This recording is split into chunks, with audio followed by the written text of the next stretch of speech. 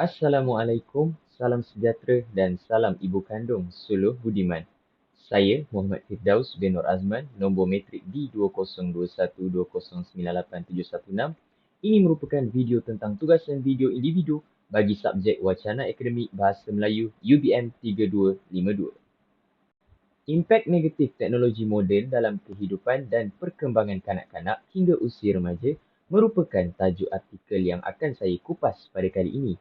Berikut merupakan butiran tentang artikel ini iaitu dihasilkan oleh Naqiyah Nahar, Sahrunizam Sani, Darsigah Banir Salvam, Nur Hidayu Rosli dan Abdul Hafiz Abdullah melalui Jurnal International Journal of Islamic and Civilizational Studies ataupun UMRAN.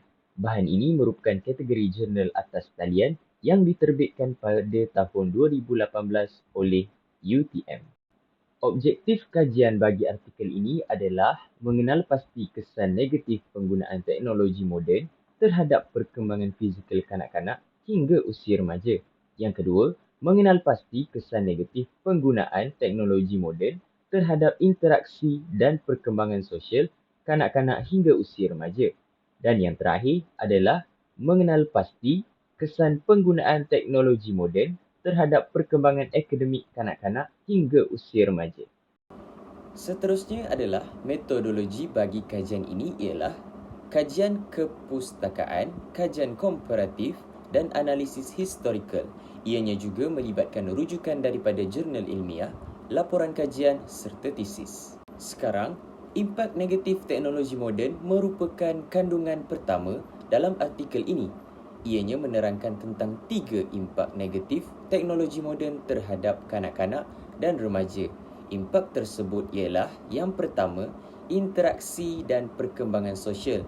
Dalam interaksi dan perkembangan sosial ini, ianya menghalang kecergasan interpersonal iaitu kurangnya komunikasi dengan orang di sekeliling.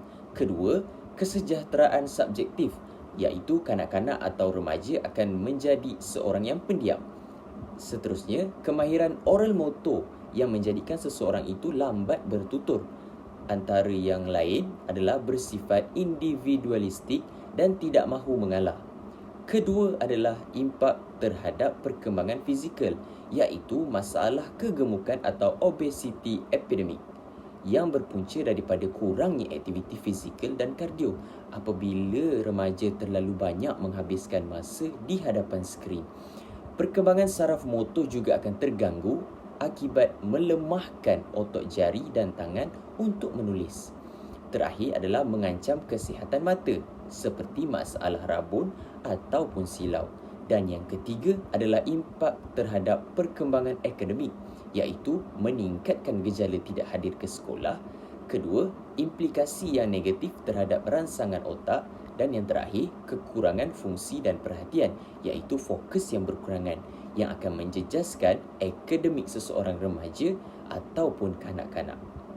Kandungan artikel seterusnya adalah tentang cadangan penambahbaikan. Artikel ini menyatakan bahawa terdapat 2 penambahbaikan yang boleh dilakukan untuk membendung gejala ini. Yang pertama adalah pemantauan daripada ibu bapa. Ibu bapa boleh mengehadkan tempoh penggunaan gadget anak-anak mereka. Selain itu, ibu bapa juga perlu mengetahui input yang dilayari oleh anak-anak mereka. Seterusnya, ibu bapa juga boleh saling berkomunikasi dan bersosial bersama untuk mengurangkan penggunaan gadget oleh anak-anak mereka. Dan seterusnya, memeriksa akaun media sosial anak-anak. Selain itu, penyusunan gadget di rumah juga penting untuk membendung gejala ini dengan melakukan perkara-perkara seperti televisyen yang ada di rumah diletakkan di ruang tamu iaitu tiada di bilik tidur bagi mengurangkan tempoh penggunaan skrin oleh anak-anak mereka. Terakhir, gadget-gadget yang ada di rumah perlu disimpan di sesuatu tempat yang khusus dan kalau boleh lebih baik diketahui oleh ibu bapa sahaja. Sebagai penutup video kali ini, sedikit rumusan tentang artikel ini adalah kajian ini membantu dalam penyelesaian tugasan bagi subjek ini. Yang kedua, artikel ini yang dirujuk juga dapat memberikan beberapa pengetahuan baharu kepada pembacanya. Dan akhir sekali, jelas sekali, kita boleh lihat ketagihan gadget ini memberi banyak impak negatif kepada pelbagai golongan. Itu sahaja daripada saya. Yang buruk itu datang dari saya dan yang baik itu datangnya dari Yang Maha Esa. Sekian, terima kasih. Kita jumpa lagi.